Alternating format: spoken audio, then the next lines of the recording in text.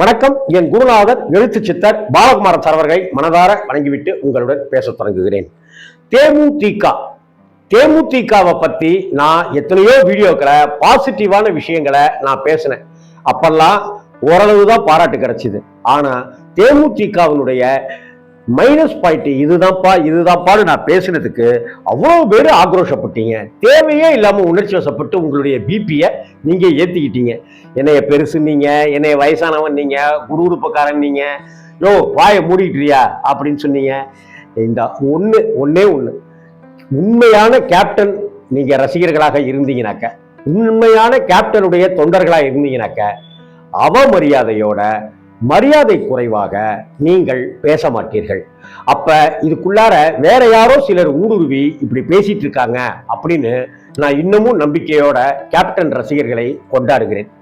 அப்படி யாராவது அப்படி குடுகுடுப்புக்கார அப்படி இப்படின்னு கமெண்ட்ல பதிவிடுறதா இருந்தா எனக்கு ஒன்றும் கவலையே இல்லை. என்ன வேணாலும் நாயே பேயே அப்படின்னு மானே தேனே போட்டுக்கிற மாதிரி நாயே பேயன்னு கொடுத்துட்டுங்க. அதை பத்திலாம் கவலைப்படுறவனோ அதை பத்திலாம் பயப்படுறவனோ நான் கிடையாது. என்ன தேமுதிக இந்த தேர்தலில் உருப்படுறதுக்கான விஷயங்களை தான் நான் பேசிட்டு இருக்கேன். அவங்களுடைய மூவ் என்ன அப்படிங்கிறத தான் நான் பேசிட்டு இருக்கேன். சரி, திரும்பவும் தேமுதிக பற்றிய ஒரு விஷயத்தை உங்களோட பகிர்ந்துக்கிறேன். இந்த வீடியோ உங்களுக்கு பிடிச்சிருச்சுனாக்க லைக் பண்ணுங்க, கமெண்ட் பண்ணுங்க, ஷேர் பண்ணுங்க, சப்ஸ்கிரைப் பண்ணுங்க. அப்படி பிடிக்கலன்னு நினைச்சீங்கனாக்க, திட்டணும்னு தோணுச்சுனாக்க தாராளமா திட்டிக்கங்க. அதை பத்தி நான் கவலைப்படல. எதுவாக இருந்தாலும் சந்திக்கிற நோக்கத்தோட தான் இந்த வீடியோவை பதிவிடுறேன். தேமுதிக உருப்படணும் அப்படின்னு நினைச்சுதான் இந்த வீடியோவை பதிவு பண்றேன். பிரேமலதா விஜயகாந்த் அன்னியார் அவர்கள் ஜெயிக்கணுங்கிறதுக்காக தான் நான் பேசுறேன். விஜயகாந்தனுடைய புகழ் இந்த இடத்துல திரும்பவும் மங்காமல் ஒளிபெறணும் அப்படிங்கிறதுக்காக தான் பேசுறேன். தேமுதிக அவர்கள் இப்ப விஜயகாந்த் கேப்டன் ரத யாத்திரை அப்படின்னு ஒண்ணு வச்சுக்கிட்டு ஊர் முழுக்க ஒவ்வொரு ஊராக சென்று பிரச்சாரம் செய்து கொண்டிருக்கிறார்கள். பிரேமலதா அன்னியார்கிட்ட பிடித்த விஷயம் என்ன அப்படின்னு சொன்னாக்க, இந்த தருணத்திலையும் ஊராக சென்று பிரச்சாரம் மேற்கொள்கிறார். அதே சமயத்துல ஒவ்வொரு ஊர்லையும் சளைக்காமல் பிரஸ் மீட் கொடுக்குறார். பிரஸ் மீட் கொடுக்கறதுங்கிறது சாதாரண விஷயம் கிடையாதுங்க. அவங்க கேட்கிற குண்டக்க மண்ட கேள்விக்கு கூட நீங்க சிரிச்சுக்கிட்டு பதில் சொல்லணும். இல்லைங்க, ஏற்கனவே நான் பதில் சொல்லிட்டேன் இதுக்குதான் அப்படிங்கிறதையும் ரொம்ப அழகா சொல்லணும். அந்த வகையில அவங்கள்ட்ட திருப்பி கேட்கறாங்க, நீங்க யாரு கூட கூட்டணி. அதைத்தான் நான் சொல்லிட்டேனுங்க. ஜனவரி மாதம் 9ஆம் தேதி கடலூர்ல மாநாடு நடத்துறோம். அந்த மாநாட்டின் போது நாங்கள் யாரோட கூட்டணிங்கிறத தெரிவிப்போம் அப்படின்னு தெளிவா சொல்லிட்டாங்க. ஏன்னா பாரதிய ஜனதா கட்சி கூட கூட்டணி வைத்திருந்த தேமுதிகவை இங்க வந்திருக்கும் போது அமித்ஷாவும் மதிக்கவில்லை, வந்திருந்த போது மோடி அவர்களும் மதிக்கவில்லை.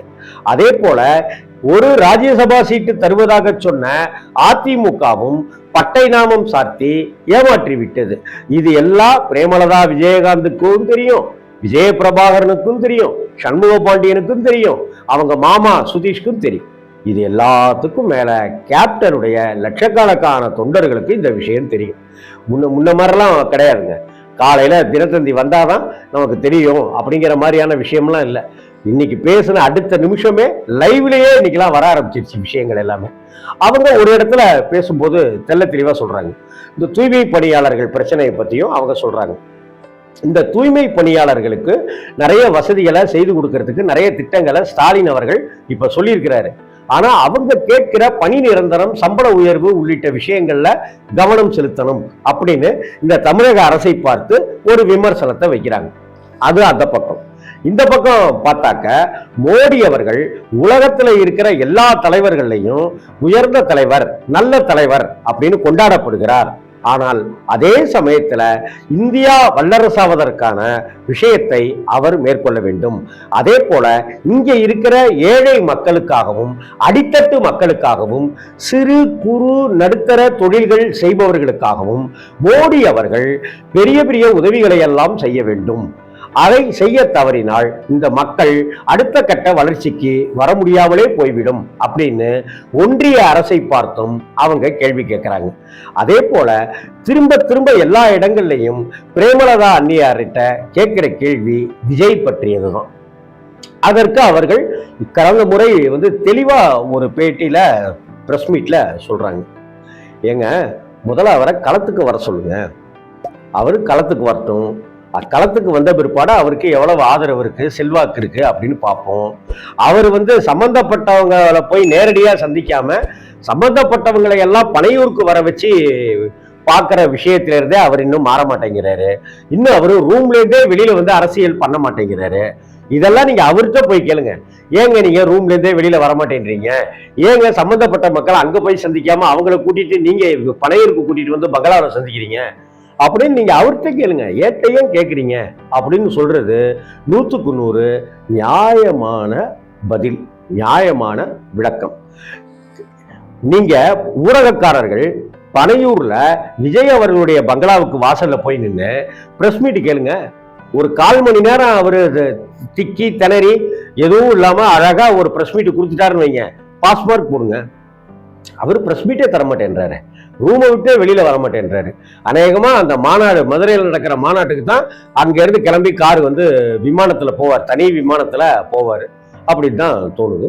இப்படிப்பட்ட சூழ்நிலையில ரிஷிவந்தியம் தேமுதிக கட்சியை பொறுத்த வரைக்கும் விருத்தாச்சலம் தொகுதியும் ரிஷிவந்தியம் தொகுதியும் மறக்க முடியாத தொகுதிகள். ஏன்னா விருத்தாச்சலத்துலதான் கேப்டன் விஜயகாந்த் அவர்கள் முதலாக நின்று வெற்றி கொடி நாட்டினார். அதே போல ரிஷிவந்தியம் தொகுதியில் நின்றுதான் அவர் எதிர்கட்சி தலைவர் அப்படிங்கிற ஒரு அந்தஸ்துக்கு உயர்ந்தார். அந்த ஊர்ல ரிஷிவந்தியம் தொகுதிக்கு உட்பட்ட அந்த இடத்துல மணலூர்பேட்டை அப்படின்னு ஒரு ஊர் இருக்குங்க. அந்த மணலூர்பேட்டையில ஒரு பாலம் வருவதற்கு விஜயகாந்த் அவர்கள் தான் முயற்சி செய்தார் ஒரு எம்எல்ஏவாக. இன்னைக்கு அந்த பாலம் செயல்பட்டு இருக்கிறது.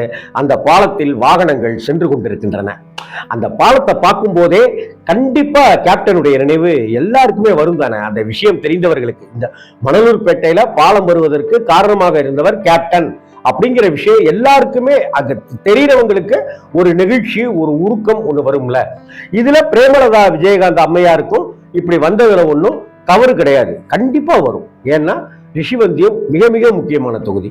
அப்படிப்பட்ட தொகுதியில அந்த பாலத்தை பார்த்த உடனே கேப்டனையே பார்த்தது போல அவங்க அந்த பாலத்துல அப்படியே சாஷ்டாங்க நமஸ்காரம் செய்து வணங்கினார்கள். அப்படின்னும் போது தேமுதிக தொண்டர்கள் எல்லாம் அப்படியே ஃபீல் ஆயிட்டாங்க, ஃப்ரீஸ் ஆயிட்டாங்க அப்படின்னு தான் சொல்லணும். இதே போலதாங்க கலைஞர் கட்டின மேம்பாலங்களை எடுத்து கணக்கு பண்ணி பார்த்தோம் அப்படின்னு சொன்னாக்க, நம்ம போற ஒவ்வொரு ஊர்ல தாண்டுகிற மேம்பாலங்களும் கலைஞர் கட்டிய பாலமா தாங்க இருக்கும். இங்க ஜெமினி பிரிட்ஜ்னு சொல்லப்படுகிற அண்ணா மேம்பாலத்திலேருந்து ஆரம்பிச்சு சென்னையில எந்த சந்து பொந்துக்குள்ளார பாலம் இருந்தாலும் அது திமுக ஆட்சியில, கலைஞர் ஆட்சியில கட்டப்பட்டதா இருக்கும். நீங்க திருநெல்வேலிக்கு போங்க, திருச்சிக்கு போங்க, மதுரைக்கு போங்க, எங்க போனாலும் அங்க கலைஞர் கட்டிய மேம்பாலம் தான் இருக்கும். சுரங்கப்பாதை அதே போல அமைச்சவர். இதே போலதாங்க கேப்டன் விஜயகாந்த் தன்னுடைய அரசியல் வாழ்க்கையில ரிஷிவந்தியம் தொகுதியில ஒரு எம்எல்ஏவாக, ஒரு எதிர்கட்சி தலைவராக இருந்த போது அங்கே ஒரு பாலம் அமைத்தது. அந்த பகுதி மக்களுக்கு, நம்ம வெளியே அதை தாண்டி வெளியில இருக்கிறவங்களுக்கு தெரியுமோ தெரியாதோ, அந்த தொகுதி மக்களுக்கு இது ஒரு ஃபீலிங்கான, ஒரு மனதுக்கு நெருக்கமான ஒரு விஷயம். அந்த வகையில அந்த பிரேமலதா அன்னியார் அவர்கள் அப்படியே ஒரு நமஸ்காரம் பண்ணி அந்த பாலத்தையே கேப்டனா நினைச்சாங்கன்றதுல தவறு ஒண்ணும் இல்லை. இதை கிரிட்டிசைஸ் பண்ணி கூட நிறைய பேர் கேலியும் கிண்டலுமாக செய்தார்கள். என்ன இதை நான் அப்படி கேலி கிண்டலாம் பார்க்கலீங்க. இப்படிப்பட்ட ஒரு விஷயத்த அது எதுக்கு நான் சொல்ல வரேனாக்க, ஒவ்வொரு பிரச்சாரத்தின் போதும் அந்தந்த ஊர் தன்மையோடு, அந்தந்த மக்களின் எண்ணங்களோடு அப்படி நெருங்கி நெருங்கி உறவாடி கொண்டிருக்கிற பிரேமலதா அன்னியார் அவர்கள் ரொம்ப ஜாக்கிரதையா ஹேண்டில் பண்றாங்க. இதுதான் சரியான வழி, சரியான முறை அப்படின்னு. அதே போல முதல்வரை அவர்கள் நாங்க சந்திச்சதுக்கு காரணம், நாங்க ரொம்ப நாள் உறவு, நாங்க ஒரு அந்த காலத்திலேருந்தே குடும்ப நட்பு எங்களுக்குள்ளார உண்டு அப்படின்னு சொன்னாங்க. அதே போல ரஜினிகாந்துக்கு விழா எடுங்க, 50வது ஆண்டு முடிஞ்சிருச்சு, ஒரு விழா எடுங்க அப்படின்னு சொன்னதும் கூட கேப்டனும் சூப்பர் ஸ்டாரும் எப்படிப்பட்ட நண்பர்கள்ன்றது உங்களுக்கு எல்லாம் தெரியும் அப்படின்னு சொன்னாங்க. இதுக்குள்ளாரெல்லாம் நம்ம அரசியலெல்லாம் பார்க்க கூடாதுங்க. அவங்க திரும்ப அதை தான் சொல்றாங்க. இன்னும் சொல்ல போனாக்க கேப்டன் விஜயகாந்த் அவர்கள், அவருடைய உயிர் தோழன் இப்ராஹிம் ராவுத்தர் அவர்கள், இவங்க 2 பேரும் இணை பிரியாத தோழர்கள்ன்றது நமக்கு தெரியும் இல்லையா.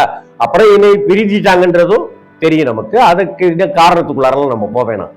அப்படிப்பட்ட சமயத்துல இப்ராஹிம் ராவுத்தர் அவர்கள் காங்கிரஸ் மேல பெரிய மரியாதையோட இருந்தாரு, மூப்பனார் மீது பேரன்பு கொண்டிருந்தார். அதே போல கேப்டன் விஜயகாந்த் அவர்கள் தமிழ் மேலையும் திமுக மேலையும் கலைஞர் மேலையும் பெரிய அபிமானம் கொண்டிருந்தார். அதனால இப்ராஹிம் ராவுத்தர் கேப்டனை அழைத்து கொண்டு மூப்பனாரிடம் செல்வதும், அதே போல இப்ராஹிம் ராவுத்தரை அழைத்து கொண்டு கேப்டன் விஜயகாந்த் அவர்கள் கலைஞரை சந்திக்க செல்வதும் நடந்துச்சு. இன்னும் சொல்ல போனா கேப்டன் அவர்கள் ஆசை இது மாதிரி பிரேமலதான்னு ஒரு பொண்ணை கல்யாணம் பண்ணிக்க போறேன், எனக்கு கலைஞர் தலைமையில தான் கல்யாணம் நடக்கணும்னு ஆசைப்படுறேன், நான் அதுக்கு நீங்க தான் உதவி செய்யணும் அப்படின்னு கலைப்புலி தானுகிட்ட கேட்டப்ப சரி அப்படின்னு சொல்லி கூட்டிட்டு போயிட்டாரு கலைஞர்கிட்ட. விஜயகாந்தும் போயிட்டாரு. என்னையா அப்படின்னு கலைஞர் கேட்டப்ப இது மாதிரி விஜய்க்கு கல்யாணம், உங்க தலைமையில தான் கல்யாணம் பண்ணணும்னு விஜய் ஆசைப்படுறான். அப்படியா, எந்த தேதி அப்படின்ன உடனே விஜயகாந்த் அவர்கள் 4 தேதியை குறிப்பிட்டு, இந்த 4 தேதியில ஏதாவது ஒரு தேதி தலைவரை அப்படின்னு விஜயகாந்த் கேட்கிறாரு.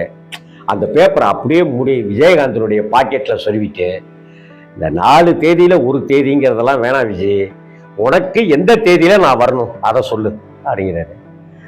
இல்ல, நீங்க எப்ப ஃப்ரீயா இருக்கீங்களோ தலைவரை, 4 தேதியில எந்த தேதியில அதை விட்டுரு, இந்த 4 தேதி சமாச்சாரத்தை விடு, நீ எந்த தேதியில கல்யாணம் பண்ணணும் ஆசைப்படுற, நான் என்னைக்கு வரணும்னு சொல்லு, நான் அன்னைக்கு வரேன் அப்படின்னு சொல்லி விஜயகாந்த் சொன்ன அந்த தேதியில வந்து நின்று தாலியை எடுத்து கொடுத்து திருமணம் செய்து வைத்து ஆசீர்வதித்தார் கலைஞர்.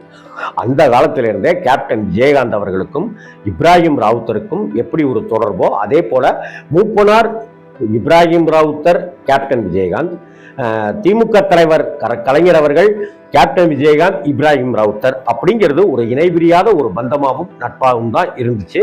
அது இன்றைக்கு அதை சொல்லக்கூடிய நிலைக்கு இருக்கிறாங்க பிரேமலதா விஜயகாந்த் அவர்கள். ஏன்னா ஸ்டாலினை சந்தித்தது அது ஒரு பேசுபொருளாக மாறி இருக்கிறது.